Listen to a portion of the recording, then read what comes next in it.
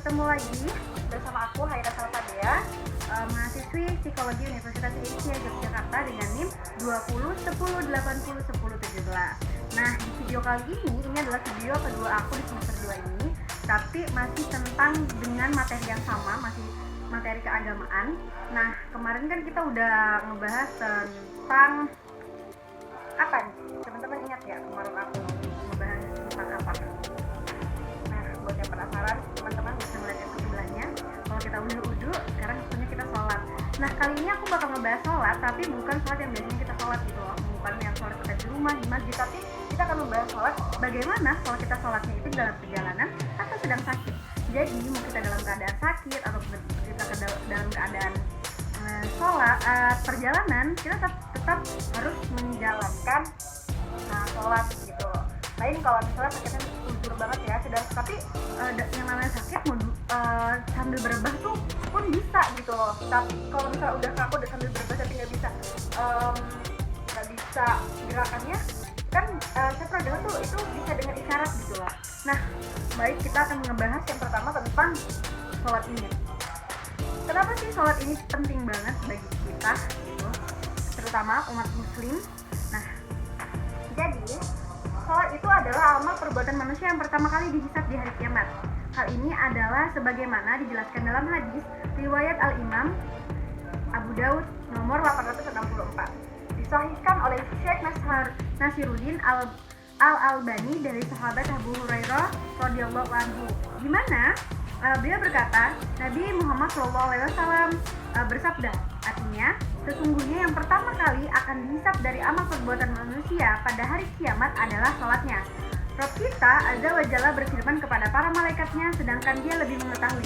Perhatikan sholat hambaku, sempurnakan atau justru kurang. Sekiranya sempurna, maka akan dituliskan baginya dengan sempurna. Jika terdapat kekurangan, maka Allah berfirman, perhatikan lagi, apakah hambaku memiliki amalan sholat sunnah? Jika terdapat sholat sunnahnya, Allah berfirman, sempurnakanlah kekurangan yang ada pada sholat wajib hambaku itu dengan sholat sunnahnya. Kemudian semua amal manusia akan dihisab dengan cara demikian. Tuh, Allah tuh Masya Allah banget loh. Waktu kita sholat kita kurang, itu Allah nanya lagi, kita ada sholat sunnah nggak? Jadi untuk mencukupkan sholat kita ini, Allah cukupkan dengan sholat sunnah itu. Jadi ini reminder banget buat aku pribadi, buat teman-teman juga nih yang lagi ngedengerin ini, bahwa sholat sunnah itu jangan dimain-mainin gitu. Bukan dimainin, maksudnya jangan dianggap sepele gitu loh. Kalau kita kan mendengarnya sunnah itu adalah segala sesuatu yang dikerjakan dapat pahala, yang nggak dikerjakan ya nggak masalah. Ternyata sebenarnya harusnya kita rugi gitu loh, karena pahalanya tuh bisa membantu kita gitu loh untuk menggenapkan kekurangan seperti yang ada di dalil ini. Nah, tentang sholat ini, kaum muslimin diperintahkan untuk menegakkan sholat fardu itu 5 kali sehari. Namun tidak sedikit di antara kaum muslimin yang belum mengetahui tata cara sholat yang sesuai tuntunan Rasulullah SAW. Padahal Nabi telah bersabda sebagaimana dalam hadis riwayat Al-Imam Al-Bukhari nomor 631 dari sahabat bernama Malik bin Al-Khuairis. Rasul ketika itu beliau bersama rombongan 20 orang menginap 20 hari di Madinah, mempelajari tentang Islam dan selanjutnya agar diajarkan kepada kaumnya. Lalu di sela-sela Rasulullah SAW bersabda, dan sholatlah kalian sebagaimana kalian melihat aku sholat. Oleh karena itu, hendaknya kaum muslimin mengikuti gerakan-gerakan sholat sebagaimana yang dituntunkan Rasulullah SAW, karena itu adalah amalan yang pertama kali akan dihisab di akhirat. Jadi sebisa mungkin kita sebagai kaum muslimin dan muslimat harus banget sholat sesuai dengan Nabi kita, dengan Rasulullah, karena Nabi aja tuh udah bersabda kalau sholat itu lihatlah aku sholat gitu. Nah, sholat itu bisa berdiri, bisa duduk, bisa berbaring, pokoknya jangan sampai ditinggalin. Karena apabila seseorang hendak mulai sholat, maka ia berdiri menghadap kiblat atau ke arah kiblat sebagaimana Allah Subhanahu wa taala berfirman dalam Quran surah Al-Baqarah ayat 238 sampai 239, yang dimana peliharalah segala sholatmu dan peliharalah sholat wusta. Berdirilah karena Allah dalam sholatmu dengan khusyuk. Jika kamu dalam keadaan takut, bahaya, maka sholatlah sambil berjalan atau berkendaraan. Kemudian apabila kamu telah aman, maka sebutlah Allah, sholatlah bagaimana Allah telah mengajarkan kepada kamu apa yang kamu belum ketahui. Nah, apabila ia tak sanggup untuk berdiri akibat suatu uzur antara lain sakit dan sebagainya, maka ia dapat dengan duduk ataupun berbaring, sebagaimana dijelaskan dalam hadis riwayat Imam Al-Bukhari nomor 1117 dari sahabat Imran bin Husain radhiyallahu anhu. Beliau berkata, aku menderita wasir, maka aku bertanya kepada Rasulullah SAW. Kemudian beliau menjawab, sholatlah engkau dengan berdiri, jika kamu tidak mampu maka duduklah, dan jika kamu tidak mampu maka berbaringlah. Terus itu, sholat itu juga harus menghadap kiblat, karena jika seorang muslim berada di kawasan atau belahan dunia di mana dia tidak memungkinkan untuk melihat Ka'bah, maka hendaknya dia mengetahui persis arah kiblat, di mana dia harus mengarahkan sholat ke arah kiblat tersebut, sebagaimana Quran surah Al-Baqarah ayat 115, dan kepunyaan Allah timur dan barat, maka kemanapun kamu menghadap, disitulah wajah Allah. Sesungguhnya Allah maha luas rahmatnya lagi mengetahui. Ayat ini ditafsirkan Mujahid, di mana beliau berkata, dimanapun kalian berada, hadapkan wajah kalian kepada kiblat Allah, karena kalian memiliki kiblat yang kalian berkiblat padanya, yaitu Ka'bah. Ini adalah tafsir Imam Ibnu Katsir jilid 1 dalam halaman 391. Lalu, akan tetapi jika seorang muslim sedang berada di hadapan Ka'bah, maka dia wajib menghadap tubuh dan wajahnya ke Ka'bah, sebagaimana Allah Subhanahu wa taala berfirman dalam Quran surah Al-Baqarah ayat 114. Sesungguhnya kami sering melihat mukamu menghadap ke langit, maka sungguh kami akan memalingkan kamu ke kiblat yang kamu sukai. Palingkanlah mukamu ke Masjidil Haram, dan di mana saja kamu berada, palingkanlah mukamu ke arahnya. Dan sesungguhnya orang-orang Yahudi atau Nasrani yang diberi Alkitab, Taurat, dan Injil memang mengetahui bahwa berpaling ke Masjidil Haram itu adalah benar dari Rohnya, dan Allah sekali-kali tidak lengah dari apa yang kita kerjakan. Jadi setelah tadi itu sholat itu berdiri, kalau bisa duduk ya baring, menghadap kiblat. Lalu jangan lupa tentang takbiratul ihram, karena membarengkan niat sholat dalam hati bersamaan berdekatan dengan gerakan takbiratul ihram. Niat sholat karena Allah dalam hati. Nah, ini ada dalam hadis riwayat Imam Al-Bukhari, sesungguhnya seluruh amalan hendaknya dibarengi oleh niat. Sesungguhnya setiap orang berhak mendapat dari apa yang diniatkannya. Artinya setiap orang yang hendak sholat, usahakan membarengkan niat sholatnya dengan awal sholatnya. Dalam hal ini takbiratul ihram, dan tidak perlu melafazkan usolli, jadi melalui mulutnya, akan tetapi niat tersebut cukup digerakkan dan disengajakan Allah oleh hatinya bahwa dia akan sholat.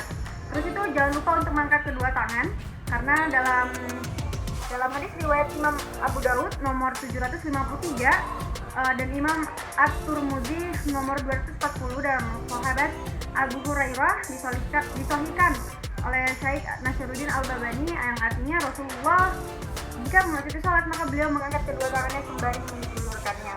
Lalu setelah mengangkat kedua tangan hingga ujung sejajar dengan bahu. Ini ada dalam hadis riwayat Imam Abu Daud nomor 722 dari sahabat Abdullah bin Umar, disahihkan oleh Syekh Nasiruddin Al-Albani, yang dimana adalah Rasulullah SAW jika berdiri beliau mengangkat kedua tangannya hingga sejajar kedua bahunya.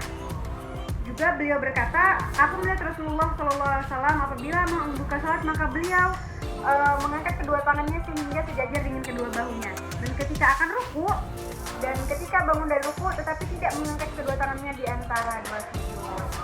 Nah, mengangkat kedua tangan hingga ujung jari sejajar dengan kedua telinga. Jadi udah di bahu tapi sejajar dengan telinga. Jadi sholatnya jangan malas-malas nih, jangan Allah gitu. Tapi sholatnya begini. Sholatnya begini. Nah, tetapi terhadap hadis yang dikeluarkan oleh Ibnu Al-Jarud dalam kitab Al-Muntaqah nomor 202 dari Wa'il bin Hujr, bahwa beliau berkata, sesungguhnya aku melihat sholat Rasulullah di mana ketika beliau membuka sholat beliau bertakbir dan mengangkat kedua tangannya sehingga aku lihat kedua ibu jarinya dekat dengan kedua telinganya. Dan juga sebagaimana dalam hadis riwayat Imam Ahmad nomor 18.869 dari sahabat Wa'il bin Hujr, disahihkan oleh Syekh Said Al-Arnaud bahwa beliau melihat Rasulullah mengangkat kedua tangannya ketika membuka salat sehingga kedua ibu jarinya sejajar dengan daun kedua telinganya. Jika ada dua pilihan posisi mengangkat tangan tersebut, boleh sejajar dengan bahu dan boleh pula sejajar dengan kedua telinga. Nah, posisi jemari-jemari tangan tidak rapat dan tidak terlalu renggang, biasa aja. Jadi jangan yang kayak gini, tapi biasa aja, tapi jangan juga kayak gini. Jadi kayak gini, nggak rapat tapi nggak juga ngekep banget gitu loh. Terus itu meletakkan tangan kanan di atas tangan kiri, di atas dada. Meletakkan tangan kanan di atas tangan kiri, kayak gini, di atas dada. Dada ini dalam riwayat Imam Abu Huzaimah nomor 479 dari sahabat Walid bin Hujr, yang dimana aku sholat bersama Rasulullah dan beliau meletakkan tangan kanannya di atas, tangan kirinya di atas dadanya. Terus itu 3 posisi peletakan tangan kanan di atas tangan kiri itu ada yang sesuai dengan kondisi kepadatan jemaah sholat. Jadi dilihat lagi ya kepadatan jemaah sholat yang sekiranya bisa. Kemudian di sini dimana hadis riwayat Imam Abu Dawud nomor 727 dan Imam Ahmad 18.890 dari sahabat Wa'il bin Hujr. Kemudian beliau Rasulullah meletakkan tangan kanannya di atas punggung telapak tangan kirinya, dan atau pada penggelangan tangan kirinya dan atau pada punggung tangan kirinya. Jadi begini, punggung telapak ini, punggung telapak atau di pergelangan, like that. Lalu ada juga dalam Quran riwayat Al-Imam Bukhari nomor 740 bahwa adalah orang yang diperintahkan agar meletakkan tangannya di atas siku tangan kirinya dalam sholat. Adapun meletakkan kedua tangannya di bawah dada atau di pusat pinggang sebelah kiri, maka semua itu adalah hadis yang lemah. Jadi sholatnya sampai ini itu hadisnya lemah, atau sholatnya cuma sampai di sini itu sudah bisa lemah. Jadi pokoknya telapak tangan itu ada posisinya boleh gini, boleh gini, terus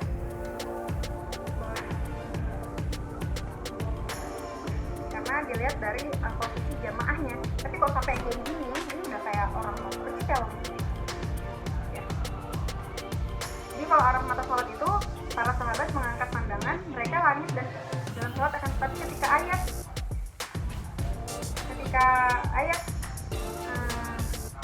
ini Quran Al-Mu'minun 23 ayat 1 sampai 2 turun, maka mereka menundukkan pandangan mereka ke tempat sujud mereka. Tafsir Imam Ibnu Katsir jilid 5 halaman 461. Jadi dalam surah itu berbunyi, sesungguhnya beruntunglah orang-orang yang beriman, yaitu orang-orang yang khusyuk dalam sholatnya. Jadi matanya nggak main-main, matanya nggak kemana-mana. Tapi dalam surah itu pikiran kita tenang dalam menjalankannya, jadi kita nggak pikiran kemana-mana, nggak ngeliat kemana-mana gitu. Terus ruku. Dalam ruku sendiri, gerakan tangan ruku itu mengangkat kedua tangan hingga sejajar dengan kedua bahu ketika bertakbir untuk ruku, dan ketika bangun dari ruku adalah dijelaskan dalam hadis riwayat Al-Imam Al-Bukhari nomor 735 dan Imam An-Nasa'i nomor 1059 dari sahabat Abdullah bin Umar. Di situ Rasulullah mengangkat kedua tangannya sehingga sejajar dengan kedua bahunya ketika memulai sholat dan ketika bertakbir untuk ruku dan ketika beliau bangun dari ruku. Terus letak tangan waktu di saat ruku itu, posisi jari-jari itu adalah berada di lutut, bukan di paha. Jadi pas di lutut dan bukan di betis, jadi cukup di sini saja. Ini riwayat Imam Abu Dawud nomor 747, disahihkan oleh Syekh Nasiruddin Al-Albani dan Abdullah bin Umar, yang dimana beliau berkata, Rasulullah SAW mengajar kami sholat, lalu beliau bertakbir dan mengangkat kedua tangannya, dan ketika ruku beliau meletakkan kedua tangannya di atas lututnya. Jadi terus keadaan tubuh waktu ruku itu kepala nggak dongak ya teman-teman, kepala itu sejajar sama ini, sama bagian kita belakang, pokoknya sampai punggungnya itu posisi punggung rata hingga jika ditaruh air dalam gelas di atasnya air tidak tampak gitu. Jadi pokoknya kepala itu harus selesai gitu. Nah, mungkin teman-teman pada kepo nih, berapa lama sih kalau misalnya kita itu ruku?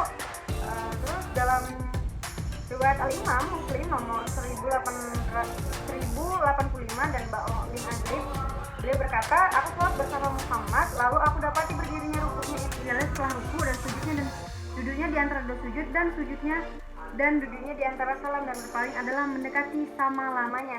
Jadi semuanya tuh kayak kalau takbir berapa lama itu nggak ada yang kayak kelamaan gitu sih, kayak gitu loh pokoknya meresatinya. Terus itidal, kalau itidal ini jika kita selesai melaksanakan ruku sebagaimana penjelasan tadi, maka gerakan berikutnya adalah itidal, yaitu gerakan dilakukan antara ruku dan sujud, di mana kita bangun dari ruku kemudian berdiri tegak lurus sejenak kemudian berikutnya kita sujud.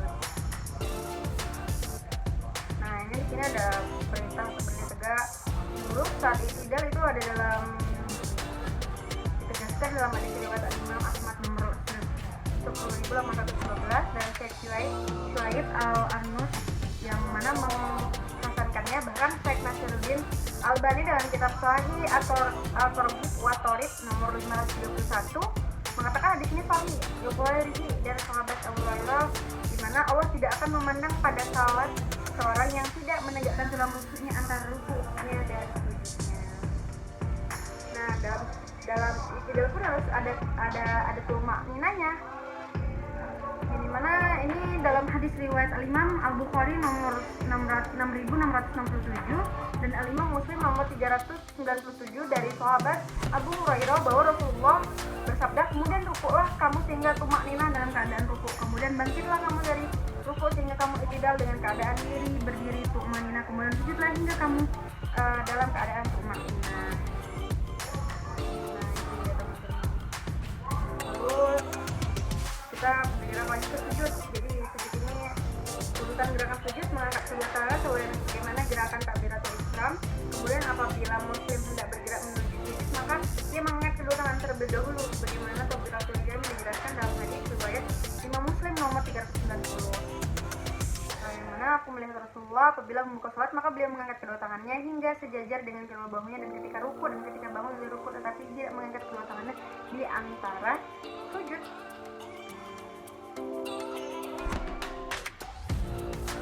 Dan juga tangan itu diletakkan di lutut itu sesuai dengan hadisnya, itu ada semua hadisnya teman-teman.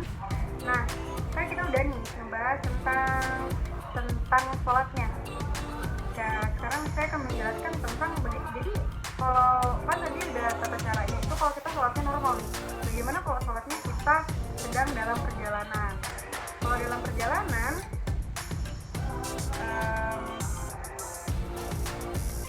jadi kalau dalam perjalanan itu salat merupakan sepotong siksaan dalam hidup yang dimana demikian disabdakan Nabi SAW, karena ketika safar seseorang tidak bisa melakukan banyak aktivitas secara normal termasuk melaksanakan sholat.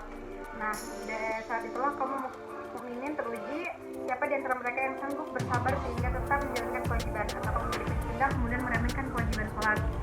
Jadi sholat itu pun harus dengan catatan sempurna, karena ada beberapa catatan penting yang perlu kita perhatikan. Jadi ada dua catatan yang mana sholat wajib harus dilakukan dengan cara sempurna, yaitu berdiri, bisa ruku, bisa sujud, bisa menghadap kiblat. Jika di tersebut kendaraan seorang bisa sholat sambil berdiri, bisa ruku, bisa sujud dan menghadap kiblat, maka dia boleh sholat wajib di atas kendaraan tersebut seperti orang sholat di kapal.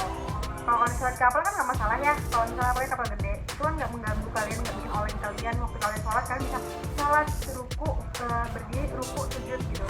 Nah yang kedua, jika di atas sebuah kendaraan seorang tidak mungkin sholat sambil berdiri dan menghadap kiblat, maka dia tidak boleh melaksanakan sholat kecuali dengan dua cara.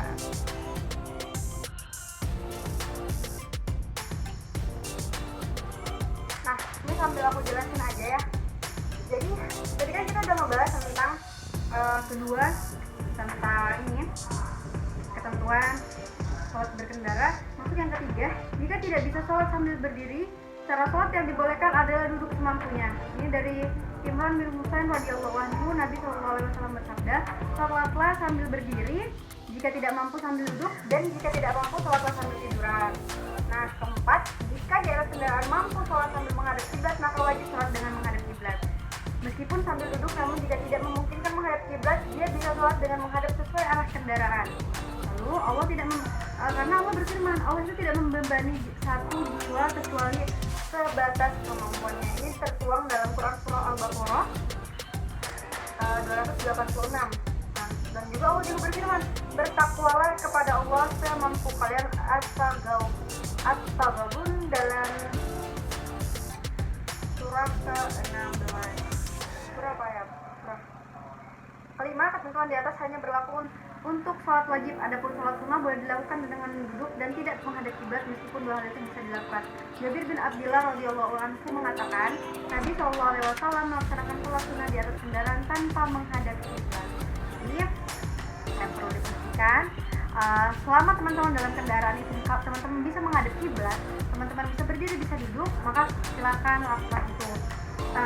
Tapi kalau misalnya kalau sunnah tuh nggak apa-apa gitu kalau kalian nggak ada kiblat atau kalian duduk atau berdiri. Tapi lain kalau misalnya sholat wajib ya teman-teman. Jadi sholat wajib ini juga cukup tegas gitu loh.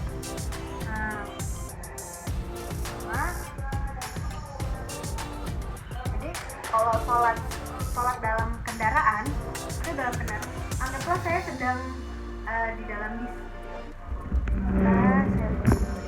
Masya Allah. Misalkan kita bersender terhadap jok, terus pandangan mengarah ke depan tapi ke bawah. Terus takbiratul ihram, membaca surat dengan posisi takbiratul ihram tapi dengan posisi yang berat tadi. Ya Allah. Posisinya tadi gimana? Berarti terus ruku dengan sedikit menundukkan badan. Kalau udah kayak gitu, Allah sama. Jadi jangan terlalu badan condong ya, karena nanti tidak bisa membedakan antara ruku dengan sujud. Setelah itu bangkit, istidal,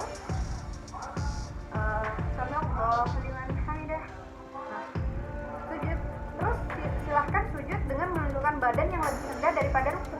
Jadi kalau misalnya ruku tadi begini, maka sujud begini, lebih rendah. Nah, itu diantara dua sujud dengan posisi duduk sempurna seperti ketika takbiratul ihram. Jadi gimana nih takbiratul ihramnya kan kayak gini, Allahu Akbar, maka duduk di antara dua sujud nanti posisinya juga kayak gini. Ini saya agak terdongak karena posisi yang memang tidak sesuai gitu. Terus itu ketika tasyahud mengacukan jari telunjuk dan pandangan tertuju ke arah telunjuk. Jadi kalau misalnya kalian sudah nih begini, kita tangannya ngarah. Ini kan kalau misalnya kalian di perjalanan kan kalian nggak, misalnya kalian di pesawat ya. Jadi yang boleh melakukan sholat wajib itu ketika kalian di kendaraan yang tidak bisa berhenti. Kalau mau naik kendaraan itu kalian di posisi kalian nggak bisa ngeberhentiin kendaraannya. Jadi kalau misalnya di pesawat, di kereta itu kan nggak bisa ngeberhentiin tuh. Nah teman-teman silahkan untuk sholat duduk kayak gitu. Tapi kalau misalnya kalian bisa memberhentikan atau turun atau posisi kalian tidak sedang sholat, maka silahkan sholat dengan sesuai ketentuan. Nah ini kalau duduk ya, tapi ini kalau udah kawan ya, ini yang betul.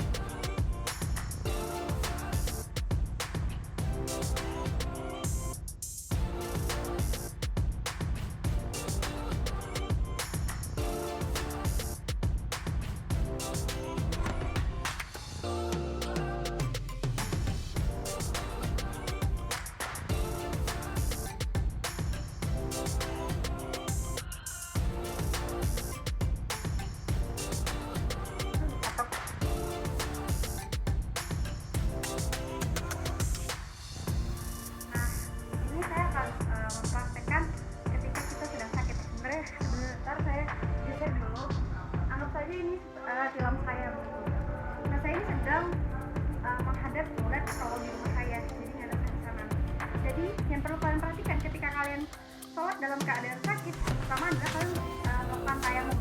Dan sholat apabila kalian sakit, itu kalian tetap sholat sesuai dengan rakaat di waktu itu. Jadi kalau misalnya sekarang ini zuhur, maka kalian tetap sholat dengan 4 rakaat. Jadi yang pertama adalah kalian melakukan tayamum. Setelah melakukan tayamum, kalian menghadap kiblat. Nah, teman-teman, kalau teman-teman bisa bersilat, silakan teman-teman bersilat. Tapi ketika teman-teman tidak bisa bersilat, maka silakan lanjutkan kaki teman-teman. Terus, waktu pokoknya sesuai dengan waktu di jam itu gitu. Waktunya masuk apa ya?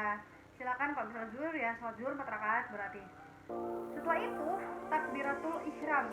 Kan seperti biasa, takbiratul ihram.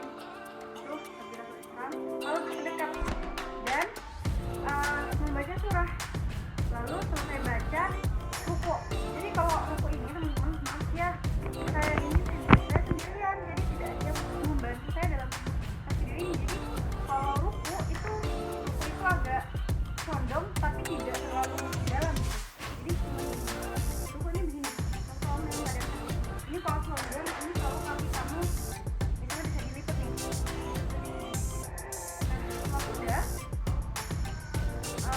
kalau dalam posisi duduk itu tangan ketika ruku tetap harus di lutut. Tetap di lutut. Lalu kemudian tidak kembali seperti semula. Setelah kembali, kalau misalnya waktunya sujud, itu teman-teman silakan sujud. Sujud kita lebih rendah dari ruku. Jadi dilihat posisi perut. Kalau misalnya tidak sakit, kan boleh sujud. Tapi kalau misalnya sakit ya agak lebih rendah. Jadi kalian aja yang memainkan antara dan sujud kalian gitu loh, supaya terlihat perbedaannya. Terus kalau duduk di antara dua sujud, kembali seperti semula. Lalu sujud seperti sebelumnya. Apabila tasyahud, posisi layaknya posisi awalan atau dan kerjakan sesuai dengan rakaatnya. Jadi ini saya praktekkan, saya udah tayamum. Ini anggap aja saya ngelanjuran ya, karena kayak lagi nggak bisa nih saya silat. Jadi